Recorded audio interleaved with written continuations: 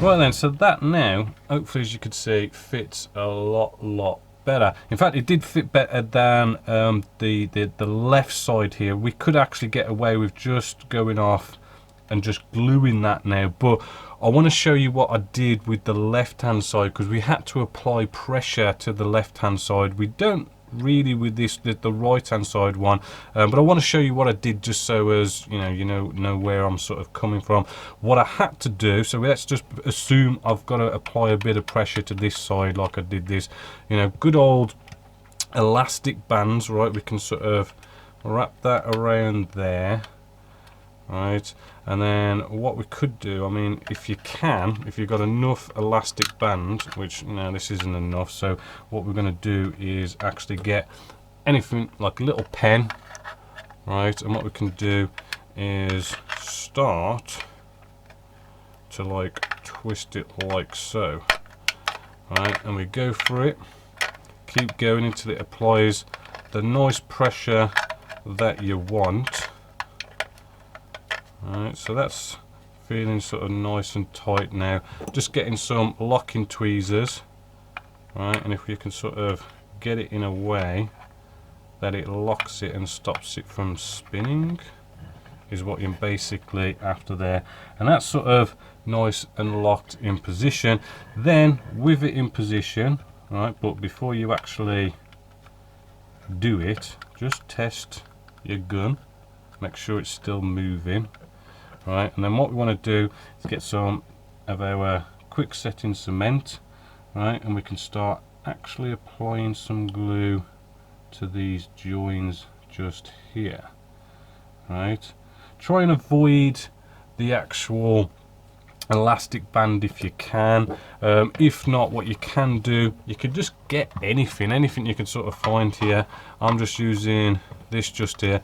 And what it does is just lifts up the elastic band, because what you don't want is to come in on this little join line here, and if it goes on the elastic band, it kind of runs down the elastic band, runs on your surface detail, and it actually starts to leave an elastic band imprint on there. So it's good to either go around it or put something in there just to lift it up, right? And then what you want to do is don't glue this bit in here, right? Because if we glue this bit in here, it sort of locks in, and then it sort of starts to press in and push our front part of our spaced armor. So what we want to do is leave that to go rock hard, and once it's nice and hard, so probably leave it a couple of hours, right?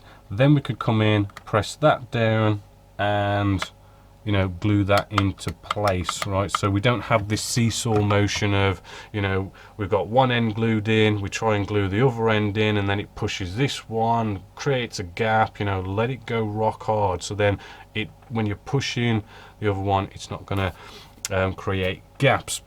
Right, so we need to leave that to dry, and then I know these things have gone out of sale, these F clamps. It was a bit of a shame, but if you ever find any anywhere or something similar, get them. They're really good. And when we sort of glue our side spaced armor, what I did is I just came in with one of these, right, and we can sort of press that down and then apply a little bit of glue there as well.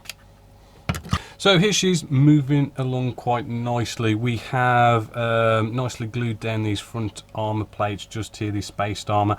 There is one or two areas where I could do sort of like maybe filling in a little bit, but we'll show you that later. Just move along with a bit of photo etching that, but I did make a little bit of a boo-boo.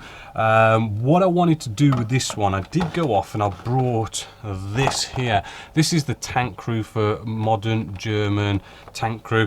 Looks like a really cool kit. I wanted to add at least one of these miniatures as a part of a tank crew, but I accidentally glued the actual, if I just get it out here, accidentally glued our hatch on just here, and I really wanted to sort of show you, so I've broken it off. Now in situations like this, it is a little bit tricky, so I'm going to show you just in case in the future maybe you do sort of like the same thing.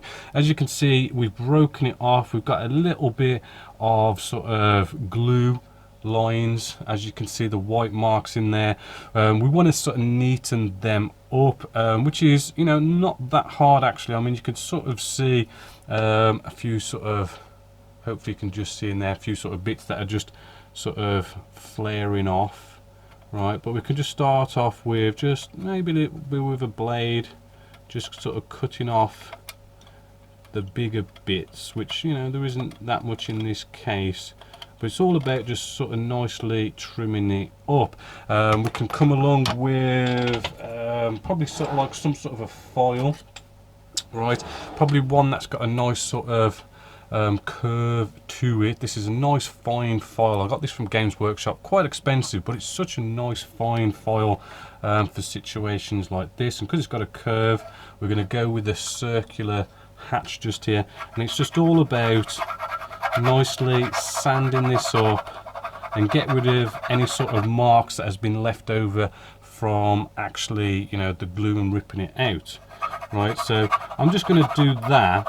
But what's also a good one as well is once you've sort of got this sanded up, right, I'll just do a little bit, right, maybe sort of get a bit in there, but also to come back with the Tamiya's thin cement, because it'll sort of smooth it off as well, because it's a bit of a hard to reach place, right? What I can do is we can get a bit of this Tamiya's thin cement and just painting a little bit on. It does seem to kind of like sort of smooth it off, right? It isn't a hard to see place, so it shouldn't be such a big deal, but I just find a little bit of Tamiya's thin cement will sort of just melt it and just kind of smooth it off and make it all nice after you've like folded it down and everything. But then with this one, because I did it in the closed configuration, this piece here shouldn't be on here. We need, there's another two pieces that you have if you want it in the open configuration, right? So we need to get this off, and we want to get it off as nice and cleanly as possible.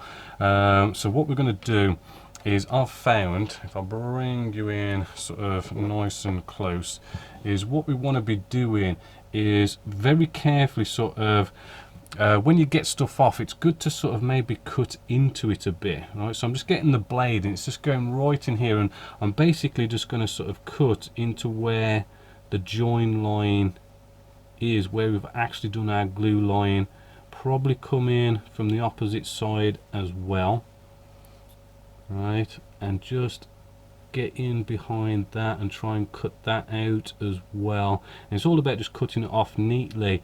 Also, again, which is, this is almost like it's going to come off, bringing out Tamiya's thin cement, right? We can actually put a blob inside here where the glue line is again, right? And the whole point for doing this is, by the Tamiya extra thin cement, sorry, this isn't Tamiya, this is AK quick cement, right? By putting that in there, what's going to happen now is it should make our glue line all gooey again, all soft again. So then it should, and it is there we go, it just pops off like so, and it gives us a bit of a cleaner off. Now we don't need this piece, so we can chuck that, and then hopefully you can see that is, I mean, it's not ideal because we made a mistake, but that has come off a lot nicer. So what we can do, wait for the Tamiya's thin cement to dry on here, and we can file away at this and sand it all nice, ready to put the proper part on there. Again, same goes for the inside of this. We're going to see all this inside, so we want to just, you know, probably, I mean, this is more easily accessible, so we could probably just scrape along the sides of here and just get rid of any of this sort of messy bit of glue that's dried on here, right? And just get that sanded up all nice as well, and get it as though we haven't glued it on is the whole point.